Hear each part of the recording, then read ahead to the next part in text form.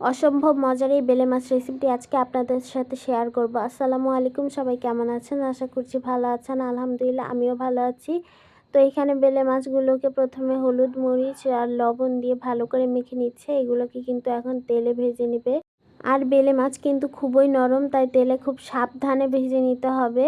তো এখানে টমেটো কুচি, পেঁয়াজ কুচি আর কাঁচামরিচ ব্লেন্ডার করে নিচ্ছে। তো এখন গরম তেলে মাছগুলোকে দিয়ে ভালো করে ভেজে নিবে। তো মাছগুলো দিয়ে কিন্তু আর বেশি নাড়াচাড়া করা যাবে না, নাড়াচাড়া করলেই কিন্তু ভেঙে যাবে।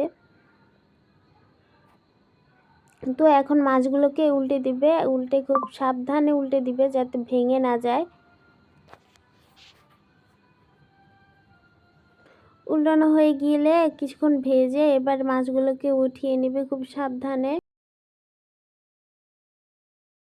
এখন কড়াইতে সেই মশলাটা দিয়ে দিবে। সেই মশলাটা দিয়ে এখন ভালো করে ভেজে নিবে, নেড়ে চেড়ে দিচ্ছে।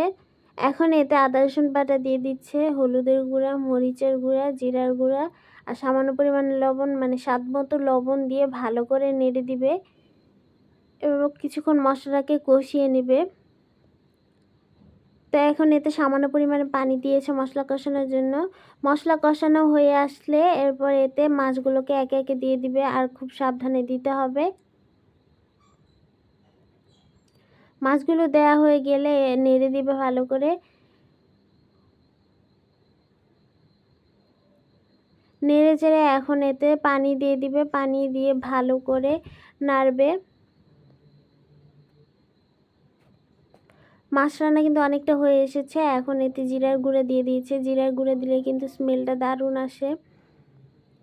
রান্নার শেষে কিন্তু ধনিয়া পাতা কুচি দিলে কিন্তু আরও স্বাদ বেড়ে যায় আর ঘ্রাণটাও কিন্তু দারুণ আসে। তো এখন রান্নার শেষে এখানে ধনিয়া পাতা কুচি দিয়েছে। এখন ধনিয়া পাতা কুচি দিয়ে পরিবেশন করুন গরম গরম এই বেলে মাছ রেসিপিটি। গরম ভাতের সাথে খেতে কিন্তু অসম্ভব মজাদার। ভালো থাকবেন সবাই। আল্লাহ হাফেজ। আসসালামু আলাইকুম।